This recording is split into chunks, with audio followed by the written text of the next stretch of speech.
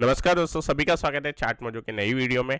अभी last session के अंदर हमने एक पॉजिटिव क्लोजिंग दी। एक इनसाइड बार टाइप पैटर्न भी यहाँ पे दिखाई दे रहा है। रेड कैंडल के अंदर हमें बॉडी दिखाई दे रही है।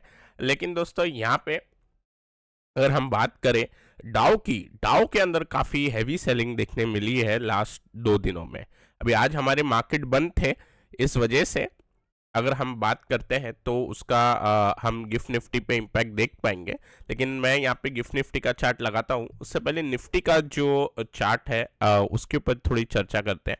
यहाँ पे निफ्टी अपने ऑल टाइम हाई पे पहुंच गया था और 23,000 अगला एक साइकोलॉजिकल लेवल था जहाँ पे ये जाने की कोशिश करेगा।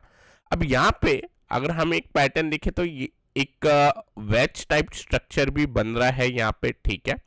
अब क्या होगा, डाउ जो वीक है और गिफ्ट निफ्टी की भी मैं अभी चार्ट लगा देता हूं, तो वहां पे एक सेल ऑफ देखने मिला हुआ है, तो उस वजह से ये गैप डाउन ओपनिंग हो जाएगी और ये एज अ टॉप बनते हुए शायद दिखाई दे जाए। अब हो सकता है डाउ रिकवर कर जाए। अब पहले डाउ पे चलते हैं। अब देखिए यहाँ पे डाउ जो है कल यहाँ पे ट्रेड कर रहा था 39,000 के आसपास। अब ये 38,000 की तरफ बढ़ रहा है और 38,400 के नीचे भी इसने क्लोजिंग दे दी, तो सपोर्ट के नीचे भी जाने की पूरी तैयारी है। अभी इससे जो नेगेटिव सेंटीमेंट बन रहा है उसका असर आपको यहाँ पे गिफ्ट निफ्टी पे भी दिखाई देगा। अब गिफ्ट निफ्टी की अगर हम बात करते हैं तो गिफ्ट निफ्टी भी नीचे की तरफ जा रहा है। अब गैप डाउन जरूर लग रहा है इंडियन मार्केट में, लेकिन इंडियन मार्केट फिलहाल स्ट्रॉन्ग ट्रेड कर रहे हैं। अगर मैं बात करता हूँ 15 मिनट चार्ट की, तो यहाँ पे हम एक डाउन मूव देख पाएंगे। जैसे ही कल यूएस के अंदर इन्फ्लेशन के नंबर देखने को मिले थे, उसके बाद ये एक डाउन मूव मिली। एक्सपेक्टेड से ज़्यादा 1 बेसिस पॉइंट और ऊपर आया इन्फ्लेशन यूएस का, और यहाँ पे यूएस के मार्केट जो थे वो फैक्टर करके चल रहे कि ज़्यादा रेट कट होंगे इस बार, लेकिन क्योंकि इन्फ्लेशन बढ़ के आ रही है तो शायद वो चीज़ पॉसिबल अब कम होते हुए दिखाई दे। पहले 5 रेट कट से 4 पे आए, 4 से 3 पे आए, अब शायद 2 रेट कट पे आ जाएंगे क्योंकि इन्फ्लेशन जो है वहाँ पे कंट्रोल नहीं हो रही और उसी का इम्पैक्ट हमें इन मार्केट के ऊपर देखने मिल रहा है। अब बॉन्ड डील स्पाइक हो गई उस टाइम पे, तो जिस टाइम पे कल यूएस में अनाउंस हुए तो यूएस नीचे गया और उसी टाइम पे आप देखिए बॉन्ड डील जो है वो ऊपर चले गई। और ये इसलिए ऊपर चले गई क्योंकि जो एक्सपेक्टेशन है कि रेट जल्दी कट होंगे, अब वो एक्सपेक्टेशन खत्म होते जा रही है और बॉन्ड यील्ड फिर से अपने डेंजरस लेवल की ओर बढ़ते जाएगी। और किसी भी तरीके से ये 5% पे वापस पहुंच गई तो इम्पैक्ट ज़रूर देखने मिलेगा मार्केट के अंदर।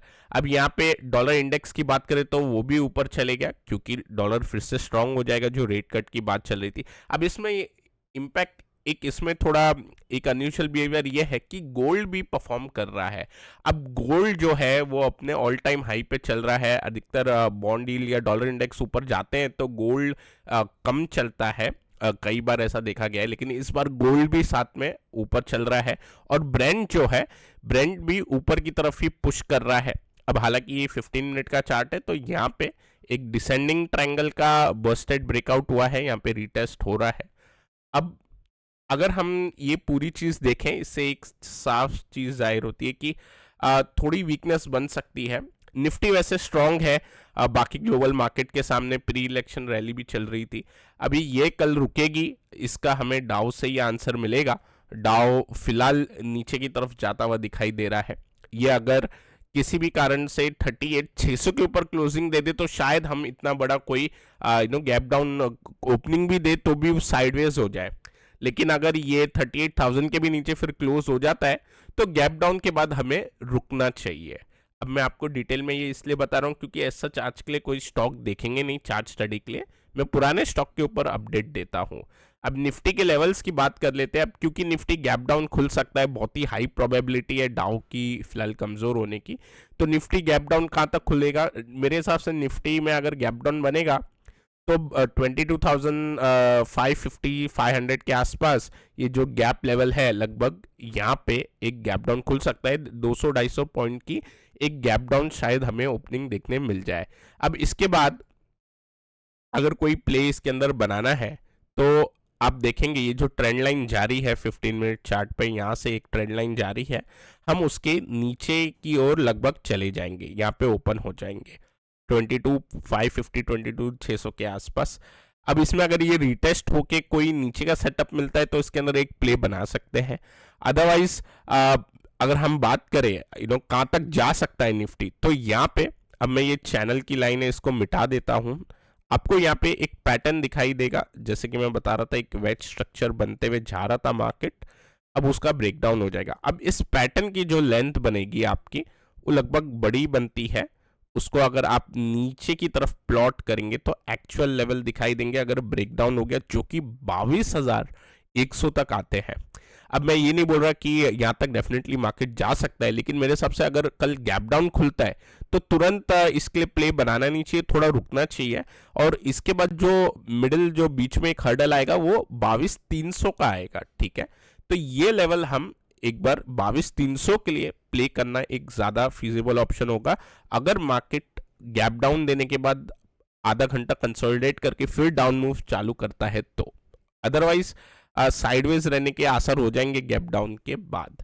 अपसाइड की अगर बात करें, सच कोई सरप्राइज तो लग नहीं रहा जिस वजह से हम अपसाइड जाएंगे। अपसाइड में अब अगर अपसाइड गए भी तो भी गैप अप तो होने के लिए कोई ऐसा ट्रिगर नहीं है। आईटी की जो टीसीएस के रिजल्ट है वो भी 12 तारीख के मतलब कल के दिन ही आएंगे, तो मेरे हिसाब से गैप अप के लिए कोई प्ले नहीं बनेगा और अपसाइड के लिए भी ऐसा कुछ लग नहीं रहा।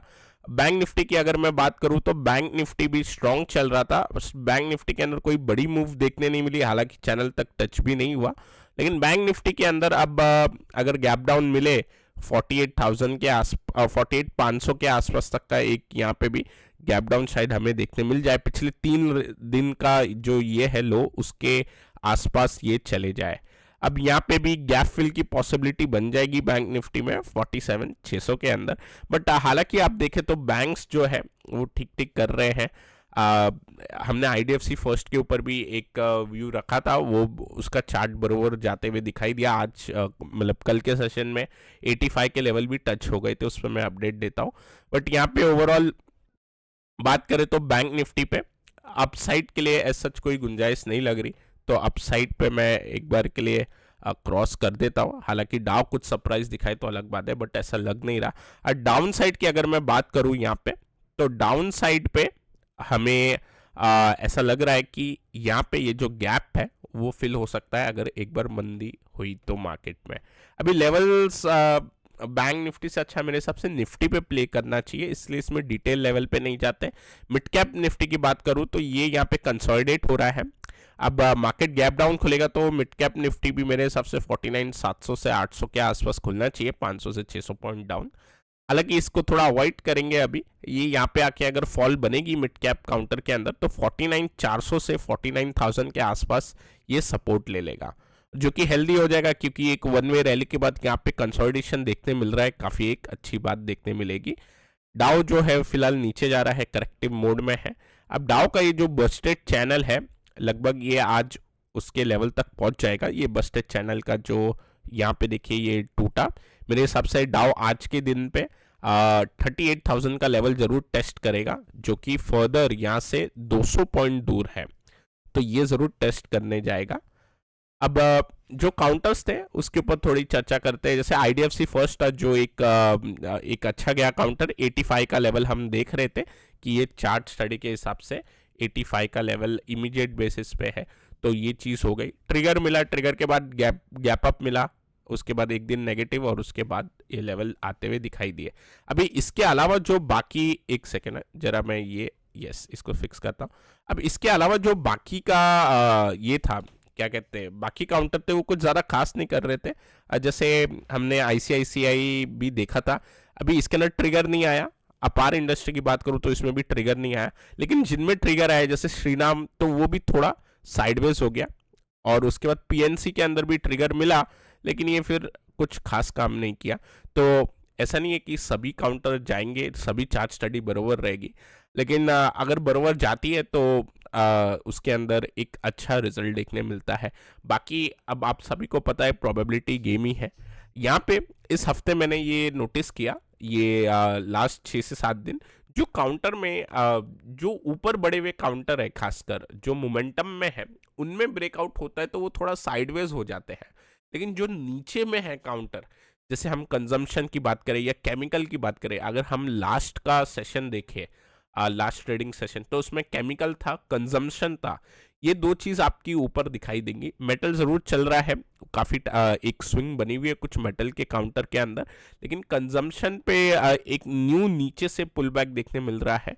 कंजम्पशन और केमिकल, ये दो सेक्टर पे हमारा फोकस रहेगा। हालांकि मार्केट कमजोर खुलेंगे, लेकिन ये दो सेक्टर पे मैं थोड़ा फोकस करना चाहूंगा।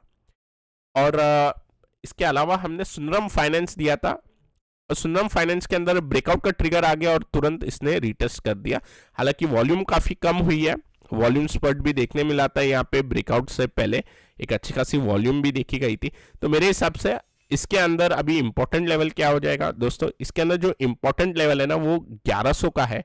1100 के नीचे अगर चले जाए तो इश्यू हो जाए, लेकिन आप कल गैप डाउन ओपनिंग की वजह से ये जरूर आपका फॉल्स हिट करवा सकता है, लेकिन रूल जो है उसको एक्चुअली फॉलो करना चाहिए। अदरवाइज आगे जाके हम फिर जब वाकई में किस दिन कोई बड़ी गिरावट आएगी तो उसमें फंस सकते हैं। जैसे एक फेमस सेइंग है, अगर आप देखेंगे तो बाय डिप करते जाओगे, आप डिप बाय करते जाओगे तो एक टाइम ऐसा आएगा कि वो सच में डिप एक बेयर मार्केट वाली डिप होगी। तो वो बेयर मार्केट वाली डिप से बचने के लिए थोड़ा कॉशियस रहना पड़ता है। बाकी मैं आशा करता हूँ आपको ये वीडियो पसंद आया होगा। पसंद आया तो जरूर लाइक करें, नए हमारे चैनल पे तो सब्सक्राइब करना ना भूलें। Till then take care, I will meet you in the next video.